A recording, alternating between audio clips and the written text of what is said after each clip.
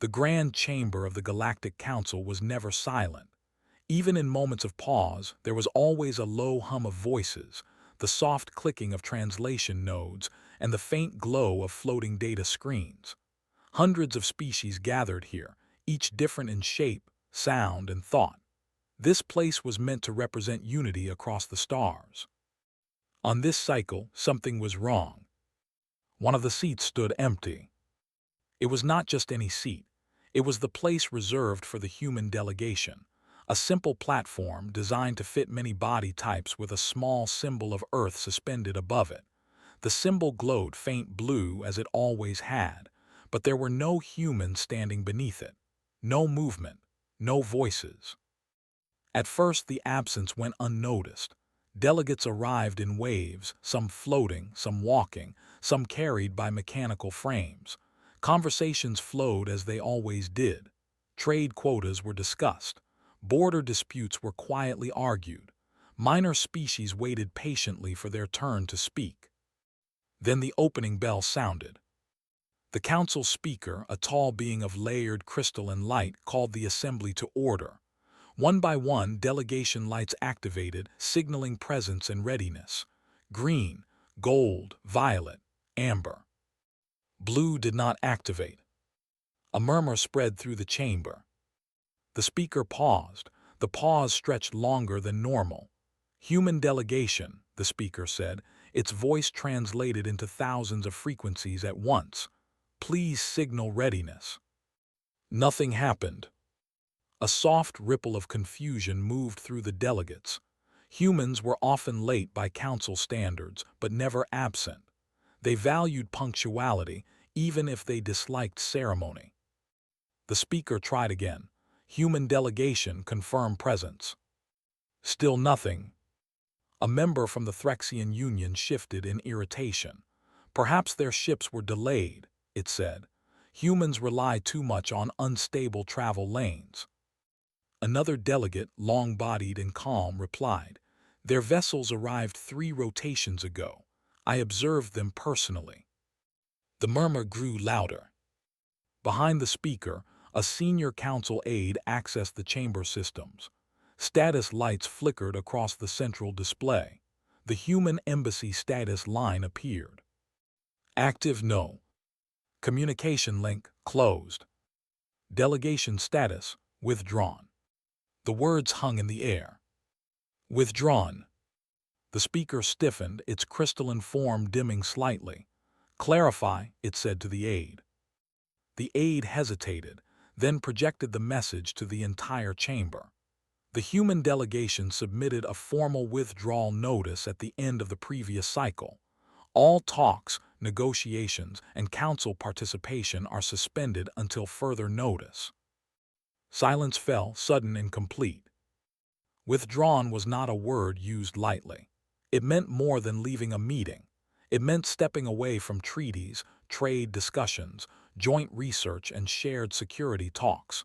No species had done that since the Council's founding. A thin, sharp voice broke the silence. "This must be an error," said a delegate from the Kelmori houses. "Humans gain too much from Council access."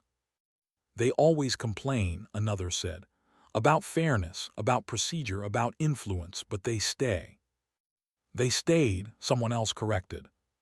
The speaker raised a limb of light, calling for order. "Does the withdrawal include explanation?" The aide nodded. "There is a message. It was marked as final."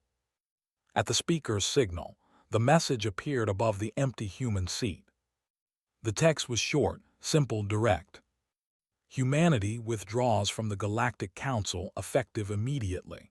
We will no longer participate in discussions that treat cooperation as leverage rather than responsibility. This decision is not an act of hostility. It is an act of choice. The message ended there. No threats, no demands, no anger. That unsettled the chamber more than any declaration of war could have. A senior economic delegate leaned forward. "This is posturing," they said. "They will return once concessions are offered." A data analyst from a minor species shook its head slowly. "They closed all channels, even private ones." Then open them again, someone snapped. The aide responded, voice tight. We cannot. Human networks are no longer routing through council systems. Confusion deepened into concern. Humans had always been unusual members. They were new compared to most species, barely past their first galactic century. They lacked the oldest technologies. Their worlds were fragile by council standards, and yet they had risen quickly. They did not dominate through force. They did not demand control. They listened. They asked questions. They solved problems no one else wanted to touch. Over time, their presence became normal, comfortable. Too comfortable. A delegate from the Volare collective spoke carefully. What exactly are we losing by this withdrawal?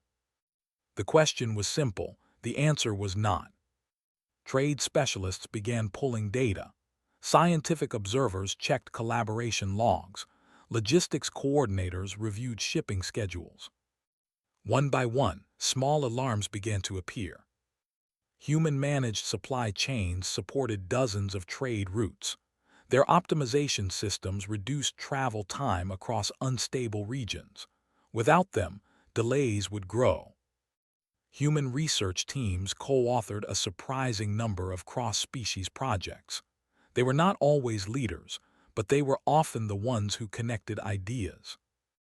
Even security forums showed human influence, not through fleets or weapons but through analysis, prediction, mediation. They were everywhere, a junior aide whispered. The speaker absorbed the reports in silence. Then it spoke. Have the humans violated any council law?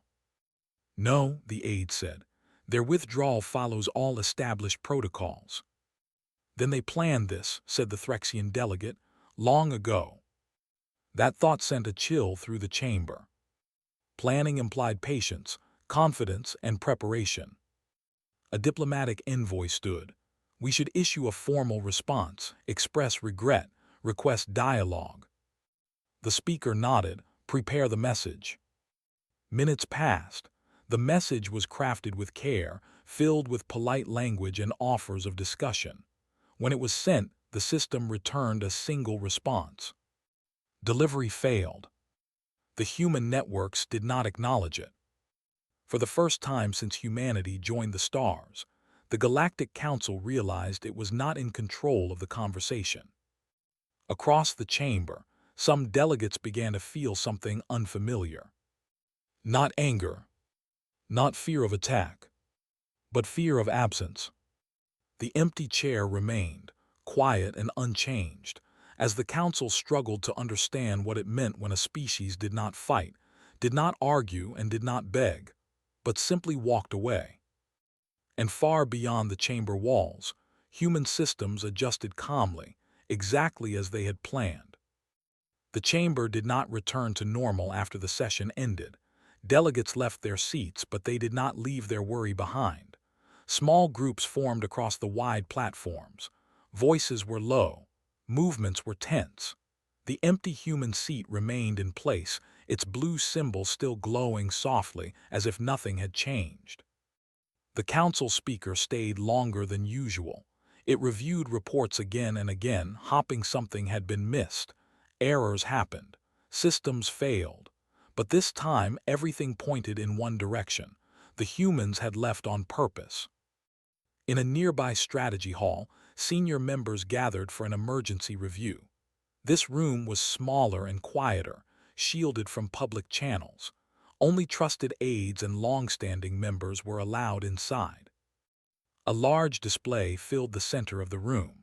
Lines of data moved slowly across it, each one linked to a system that once involved human cooperation. Begin with trade, the speaker said. An economic analyst stepped forward. Human logistics networks optimized nearly 18% of council trade routes. Without their systems, shipping delays will increase within 3 cycles. That is acceptable, said a heavyset delegate. We managed before humans arrived. Yes, the analyst replied carefully, but current trade volume is 3 times higher than it was then. Silence followed. Next, the speaker said, A science coordinator spoke. Humans were part of 72 joint research groups. They often acted as translators between different scientific methods.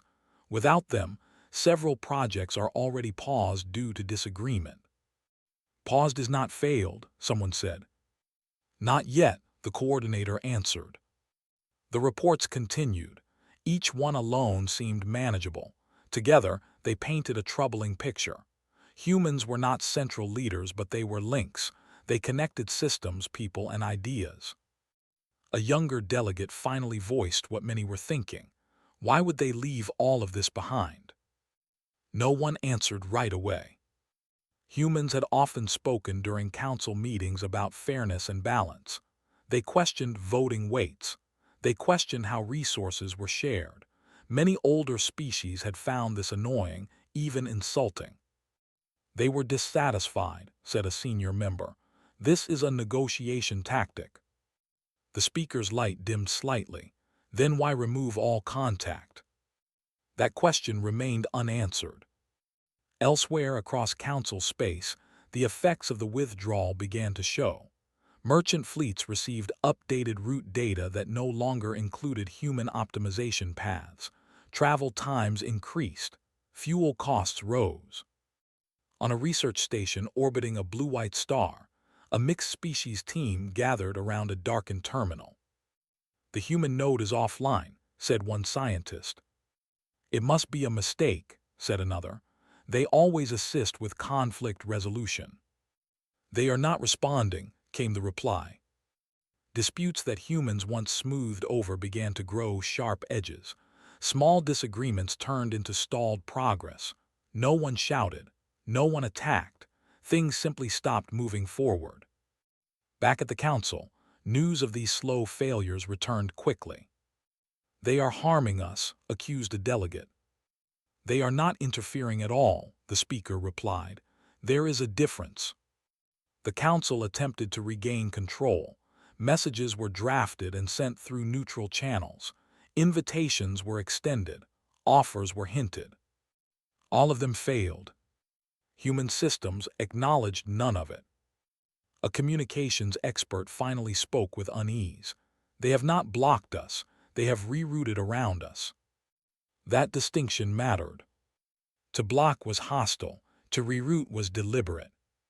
A cultural historian requested permission to speak. Humans value choice above hierarchy. When they feel unheard, they do not shout louder. They leave. That is childish, someone snapped. Or confident, the historian replied. The speaker considered this. Humans had never threatened force. Their fleets remained in known space. Their borders were unchanged. There were no military movements. And yet the council felt smaller. A quiet alert appeared on the main display. A member world had signed a bilateral agreement with a human trade hub. It was legal. It did not violate council law, but it did not include the council. Then another alert appeared. And another. Small worlds, minor powers, and independent stations were reaching out to humans directly. They were not leaving the council, but they were no longer waiting for it either. This cannot continue, said a senior delegate. We must remind them of their place. The speaker turned slowly. What place is that? No one answered. The truth began to surface, uncomfortable and clear. Humans had never been dependent on the council. They had used it as one option among many. A junior aide brought new data. Human cooperation hubs are operating at full capacity. They are offering open access tools, shared standards, and mediation services. Only to council members, someone asked. No, the aide said, to anyone. The room grew tense. By removing themselves, humans had not reduced cooperation. They had changed its shape. The council speaker issued a temporary order. Freeze non-essential policy debates. Focus on stabilization. But even as the order went out, more alerts appeared. Delays, disputes, independent agreements. The galaxy was not breaking apart. It was quietly reorganizing. Late in the cycle, the speaker returned to the grand chamber alone. The lights were dim. Most seats were empty. The human chair was still there. The speaker studied it in silence. Humans had once said that power was not about control, but about trust. At the time, many had ignored the statement. Now, without warning, that trust had been withdrawn. The speaker understood then that this was not a protest. It was a lesson. And the council was only beginning to understand the cost of having failed it. The changes did not arrive with noise or warning. They came quietly, like a shift in gravity that no one noticed until things began to drift. Across council space, independent systems started to adjust their schedules. Data routes changed. Trade hubs updated their access rules. Old procedures were still in place, but fewer beings followed them. On a neutral station near the edge of map space, a long line formed outside a new operations center. The sign above the entrance was simple and written in many languages. Human Cooperative Exchange. Inside there were no banners and no guards. The space was open and bright. Terminals were set at different heights and shapes. Human staff moved calmly between visitors. Some smiled, some listened. All of them worked. A delegate from a small mining world stood at one terminal, reading terms displayed in clear, simple text. "No voting weight?" the delegate asked. A human facilitator shook her head. "No hierarchy. Everyone follows the same rules." "And disputes?" "We help solve them," the human said. "We don't decide who wins." The delegate hesitated. This was not how the council worked. There were no long delays, no hidden clauses, no special privileges. Still, the delegate signed. News of centers like this spread quickly. Back at the Galactic Council, reports began to arrive in clusters. More worlds were entering direct cooperation with human networks. None of them were breaking council law. They were simply choosing faster paths. A senior delegate slammed a limb against the table. "They are stealing influence." The council speaker replied calmly, "Influence cannot be stolen. It can only be given." The statement unsettled the room. Analysts worked without rest, tracking the movement of goods, information, and agreements. Patterns became clear. Human systems reduced delays, reduced disputes, reduced waste.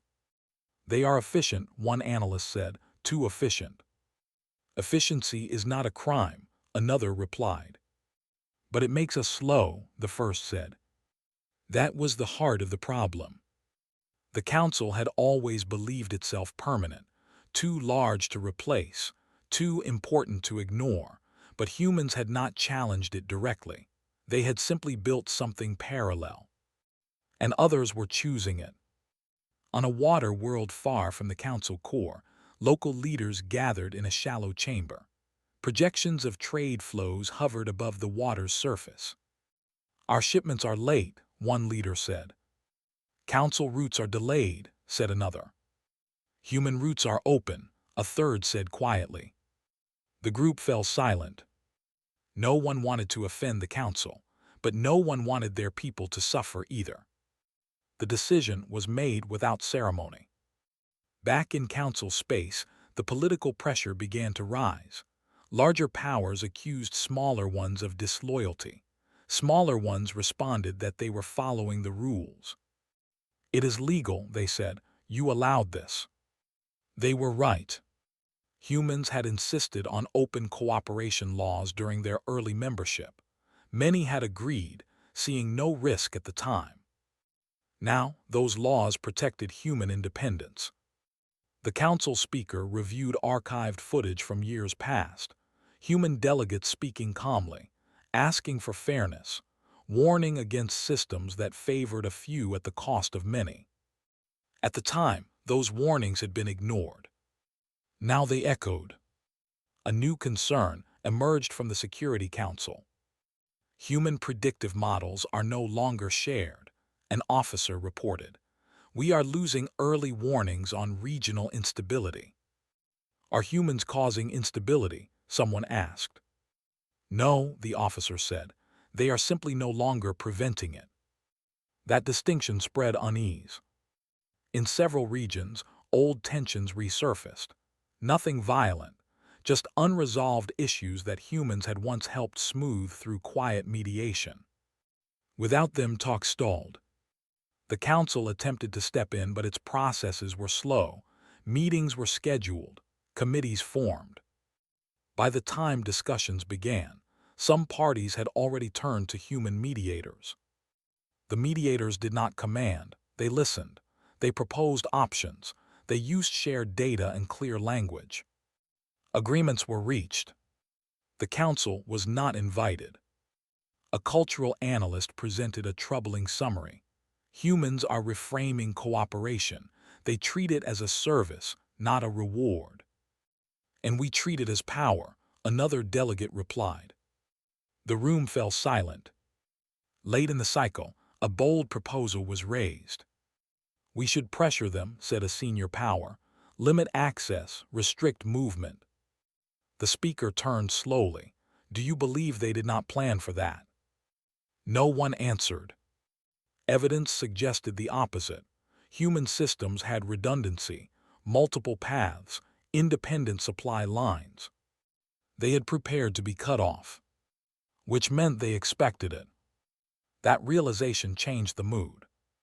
This was not rebellion. It was graduation. Beyond council space, humans continued their work. They did not celebrate. They did not broadcast messages. They adjusted schedules, expanded capacity, accepted new partners. To them, this was not conflict. It was alignment. A human administrator reviewed incoming requests, species old and new, some powerful, some barely known. Approve, she said calmly again and again. When asked if the council might react strongly, she paused. They can choose to adapt, she said, or not. Back in the grand chamber, the empty human chair seemed larger than before. Delegates avoided looking at it. The speaker stood alone once more, reviewing live data feeds. Council participation metrics were slipping, not collapsing but fatting. The galaxy was not rejecting the council. It was finding something better. For the first time in its long history, the Galactic Council faced a future where it was no longer the center. And the ones who showed that future had done so without anger, without force, and without asking permission. They had simply built a better way and walked it. The council speaker understood then that the crisis was not about humans leaving. It was about everyone else choosing where to stand. The panic did not explode, it spread. It moved through the council like a slow wave, touching one chamber after another. Meetings grew longer and achieved less. Voices grew sharper, trust grew thin. The largest powers felt it last, but when it reached them, it struck hardest. In the high deliberation ring, senior delegates gathered behind closed shields. This was where decisions were meant to shape the galaxy. Now it felt like a place reacting to events already decided elsewhere. A projection showed the latest figures. Council-mediated trade had dropped again, not sharply, steadily. That is the danger, said a strategist. A slow loss feels survivable until it is not. A political leader replied, we still control major routes. For now, the strategist said, humans do not take routes, they replace reasons. That sentence stayed in the air.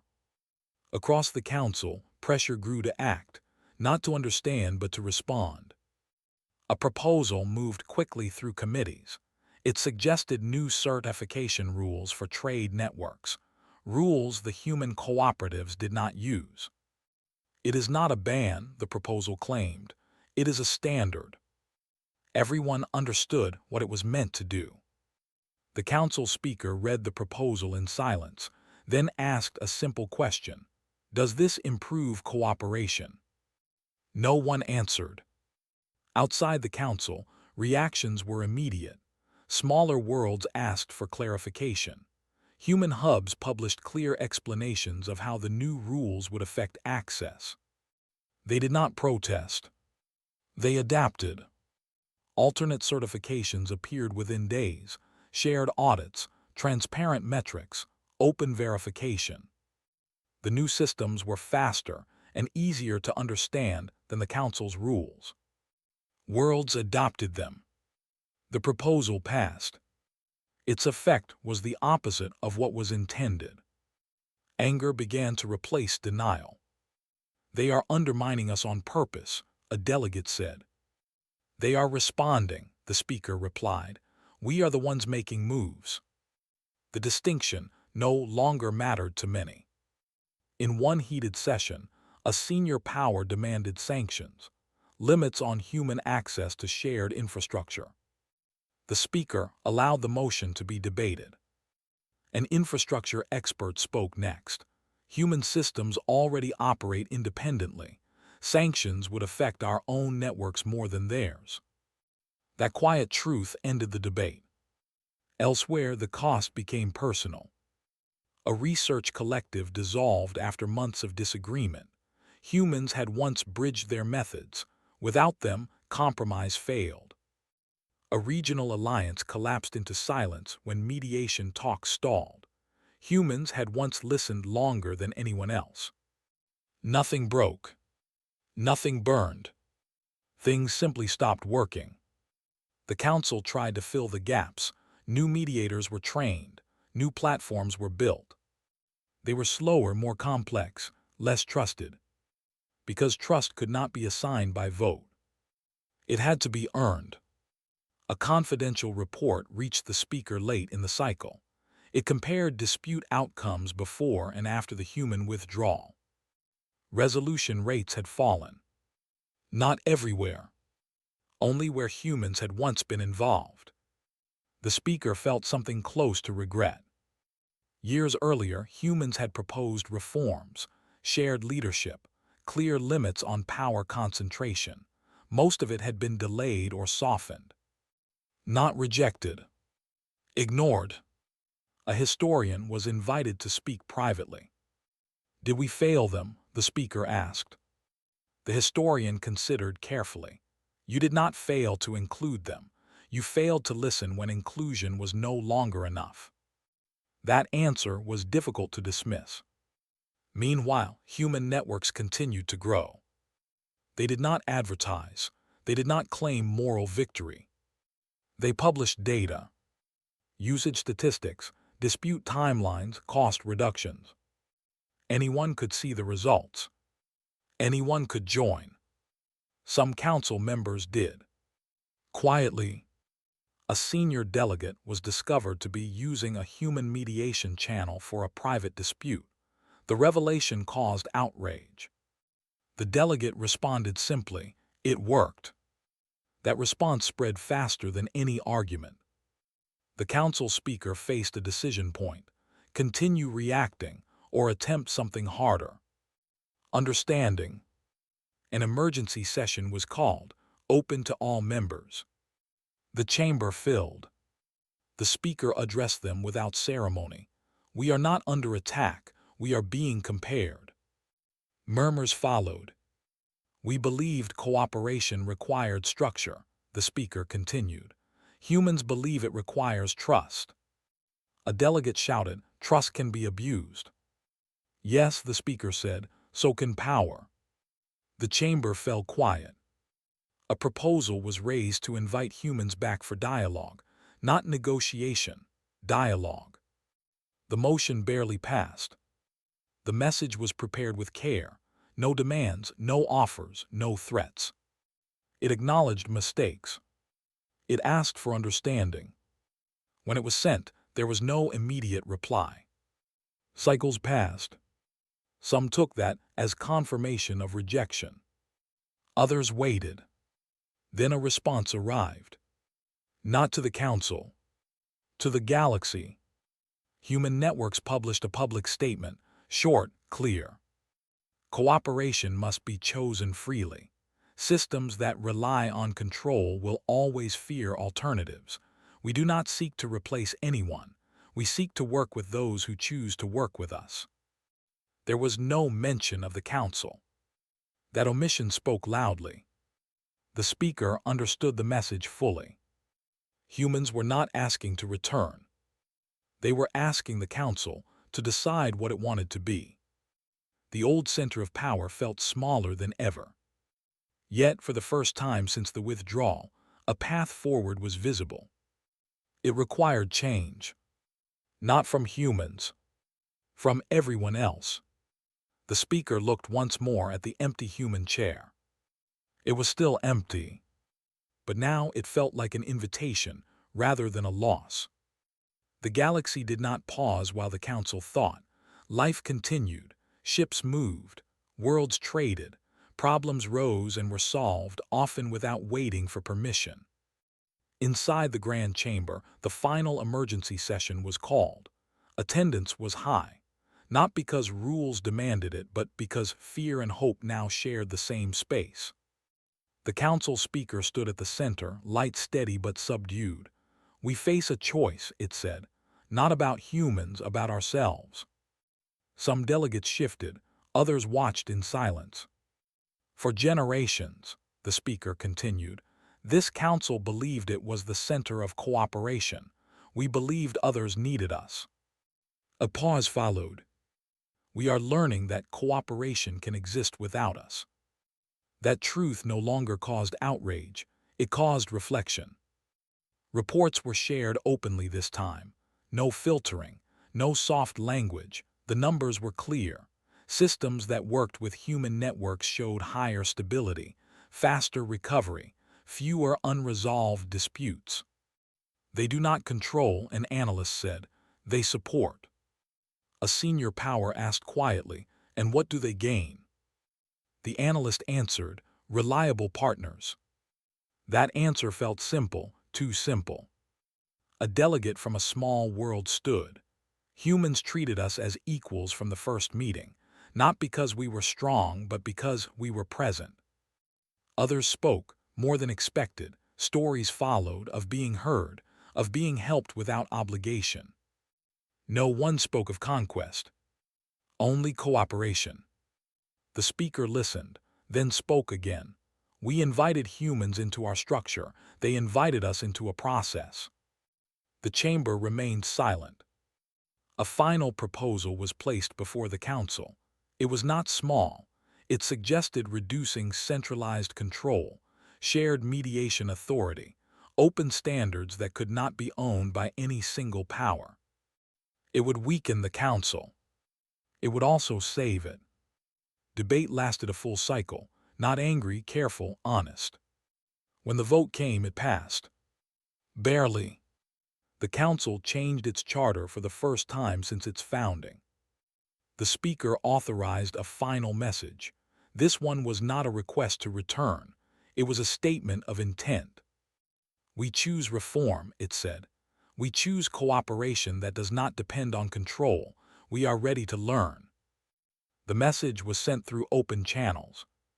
This time it was received. The reply did not come from the council chamber or a human embassy. It came from a shared network. The message was simple. "Then join us." No conditions followed. No praise. No victory speech. The meaning was clear. The council did not regain its old power. It gained relevance. Human facilitators began appearing in council systems again, not as delegates, as partners. Workshops replaced speeches. Shared tools replaced closed committees. The empty human chair remained empty. And that was intentional. Because humans were no longer represented by a seat. They were represented by systems that worked. By trust that spread. By results anyone could see. Over time, the panic faded. Not because humans returned, but because the council finally moved forward. Across the galaxy, cooperation continued to grow. Not perfect, not without conflict, but fairer. And somewhere far from the grand chamber, a human observer watched the data streams and nodded quietly. The plan had worked. Not to rule the stars, but to walk among them as equals. And this time, Others chose to walk the same way. Change did not arrive all at once. It arrived in habits. The Galactic Council still met, the chamber still filled with voices and colors, but the way it worked was different now. Fewer speeches, more listening, fewer closed doors. The council speaker no longer stood above the others. Its platform had been lowered to match the rest. This was not required by the new charter, but it mattered. Observers noticed. Across council space, human facilitators worked quietly. They did not lead sessions. They helped groups talk to each other. They shared tools. They explained systems in simple language. When disagreements rose, they asked questions instead of giving answers. Many found this uncomfortable. They were used to being told what to do. Still, the results were clear. Disputes that once took cycles now resolved in days. Trade routes stabilized. Research groups restarted, this time with shared standards everyone understood. The council was no longer the center. It was part of the flow. Not everyone accepted this. A coalition of old powers met in private. They did not announce it, but everyone knew. These species had held influence for centuries. They had shaped rules. They had benefited from complexity. Now, complexity was losing its value. They made us smaller, one leader said. No, another replied. They showed us what size we really are. That answer was not well received. The coalition debated its options. Withdrawal was discussed, pressure campaigns, economic leverage. But every plan met the same problem. Human systems did not depend on control points, and many members would not follow. Smaller worlds had tasted something new. Joyce. On a remote agricultural planet, a local council met for the first time with full access to shared human tools. They reviewed trade data directly. No filters, no delays. This is all we ever wanted, one farmer said. The statement traveled farther than expected. Back in council space, a quiet concern began to grow. Humans were not just changing systems. They were changing expectations. A generation of younger delegates adapted quickly. They preferred clarity. They disliked hidden rules. They asked why things existed the way they did. Older delegates struggled. Some tried to reassert authority through tradition. It did not work. The galaxy was learning that tradition alone was not enough. The council speaker received a private request. It came from a region long considered unstable. Talks had failed there many times before. They asked for help. Not from the council. From the shared network. The speaker approved the request without hesitation. Human mediators arrived, not with demands, with patience. They listened to stories that had been told many times, but never fully heard. They asked the same question again and again. What do you need to feel safe? The talks lasted longer than expected. They succeeded. The agreement did not favor one side. It favored peace. The council was informed after the fact. Instead of anger, there was relief. The galaxy felt calmer. That frightened some. A senior delegate spoke openly for the first time. If this continues, what are we for? The question was honest. The answer was not simple. The speaker replied slowly. We are for those who need a place to speak, not a place to rule. Some nodded. Some did not. Beyond the council, humans continued to refuse special status. They did not accept titles. They declined permanent seats. We do not want to own the table, one facilitator said. We want more people to build their own. That idea spread. New regional councils formed, smaller, flexible, connected through shared standards instead of hierarchy. The Galactic Council linked to them instead of overseeing them. It was a risk. It worked. For the first time in centuries, cooperation grew without expansion of power. A human observer reviewed long-term projections. Stability was rising. Resource waste was falling. Conflicts were fewer, and when they appeared, they were addressed early. The observer closed the report. This had always been the goal. Not to be needed forever, but to make better systems possible. In the grand chamber, the human chair was finally removed.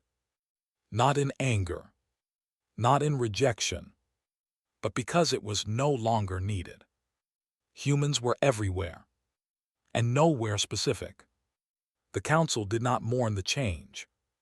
It adapted, and in doing so it survived. The galaxy moved forward, quieter than before but stronger.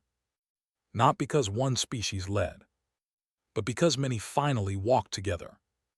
Time passed and the galaxy settled into its new rhythm. It was not faster in every place, and it was not calmer everywhere, but it was clearer. Fewer voices spoke over each other.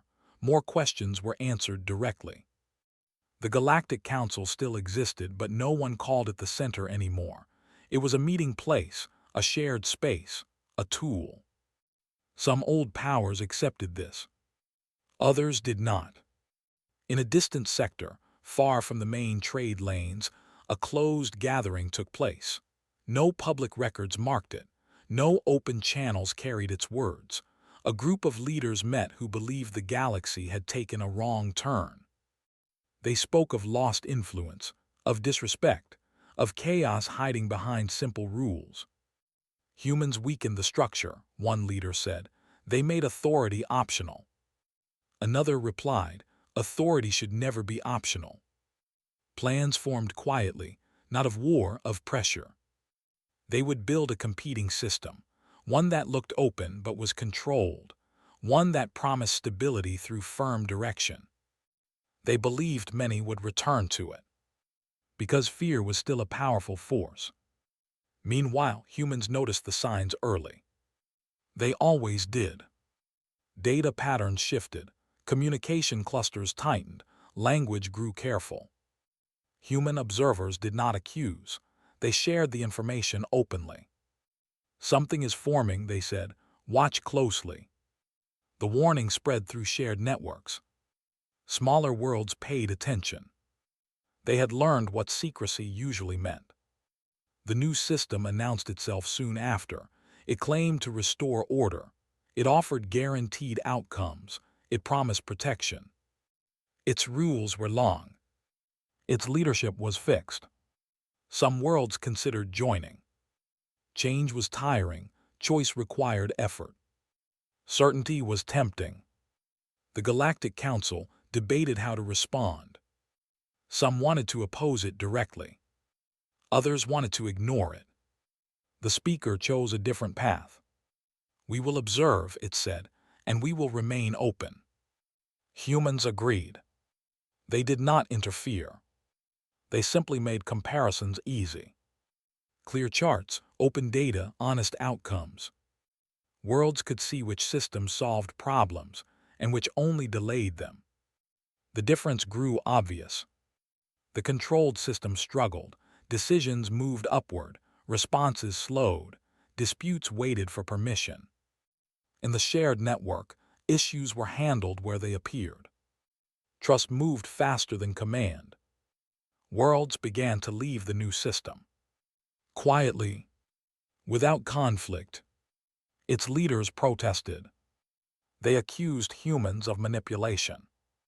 Humans replied with data. No arguments followed. Facts were enough. The attempt failed. Not with collapse. With silence. The galaxy learned something important then. Control could still be offered. But fewer wanted it. The council speaker addressed the chamber one final time that cycle. We once feared losing power, it said. Now we see that power was never ours to keep. No one objected. Humans continued their work. They trained others to build the same tools. They stepped back when asked. They stepped forward when invited. Their greatest strength was no longer their systems. It was their restraint. A young delegate watched the chamber from a high platform. This was the only galaxy they had known, one where voices mattered more than titles. They wondered how anyone had accepted it any other way. Far away, a human facilitator closed a terminal and prepared to move on. Another region. Another problem. Another chance to help without ruling. The galaxy did not need heroes. It needed partners. And at last, it understood the difference.